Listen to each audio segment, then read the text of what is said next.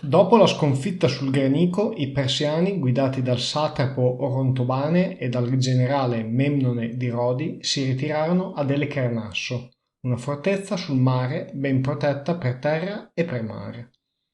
Ad Alessandro si aprì la via per Sardi, la capitale della regione. Occupata questa città, accolse la sottomissione di altri centri importanti come Efeso e Priene. Di qui mosse verso Mileto, dove fu raggiunto dalla sua flotta composta da 160 navi e si dispose all'assedio della città. Pochi giorni dopo questi eventi, la flotta persiana, composta da 400 navi al comando di Memnone, arrivò a Mileto.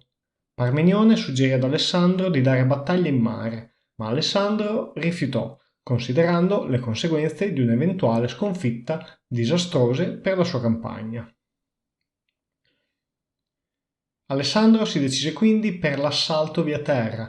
La sua piccola flotta fu relegata al solo compito di impedire lo sbarco dei rinforzi persiani via mare. L'assalto ebbe successo e Mileto fu presa.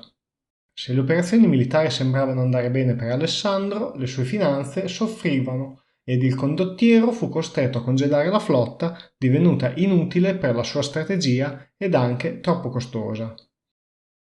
Memnone era intenzionato a rendere la vita impossibile ad Alessandro, sfruttando il suo controllo del mare. Egli aveva posto il quartiere generale delle operazioni ad Alicarnasso, dove si trovava appunto il satrapo Orontobate.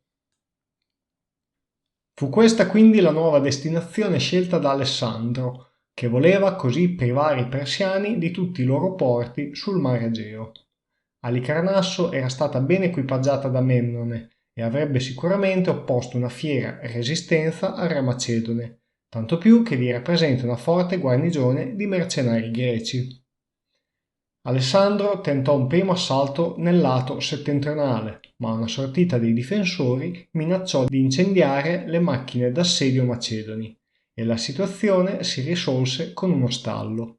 Il re macedone tentò ancora di approfittare di una breccia aperta dalle macchine ossidionali sul lato nord-est delle mura, ma i macedoni, una volta occupata la breccia, con sorpresa constatarono come gli abitanti di Alicarnasso avevano costruito un altro muro dietro quello parzialmente crollato.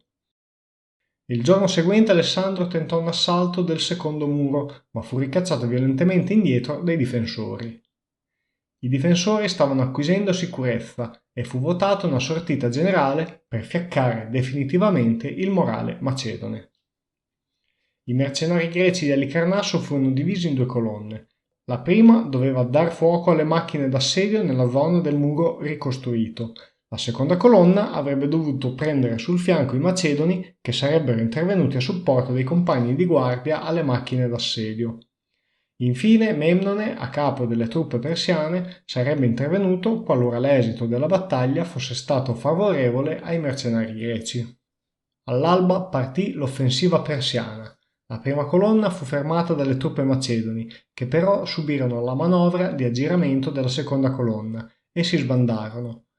A questo punto entrò in gioco anche Memnone e la situazione sembrava davvero compromessa per i macedoni, quando un comandante della falange, un certo Atarias, organizzò i veterani delle falangi e con il loro aiuto fermò la fuga delle truppe meno esperte e caricò i persiani riuscendo a respingerli con gravi perdite.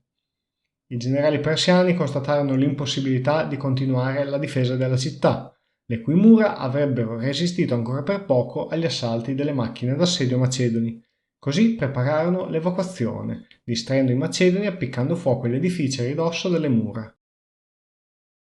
Questa strategia consentì ai persiani di guadagnare prezioso tempo per terminare l'evacuazione della città, in cui restavano solamente due guarnigioni, una all'isola del Re e un'altra nella fortezza di Salmacide. Alessandro controllava ora tutti i porti sul mare Egeo, ma il suo progetto di estromettere la flotta persiana dal Mediterraneo era ancora lungo dall'essere completato. Infatti egli già programmava una marcia lungo tutta la costa turca dell'impero persiano per procedere poi con l'invasione del Medio Oriente.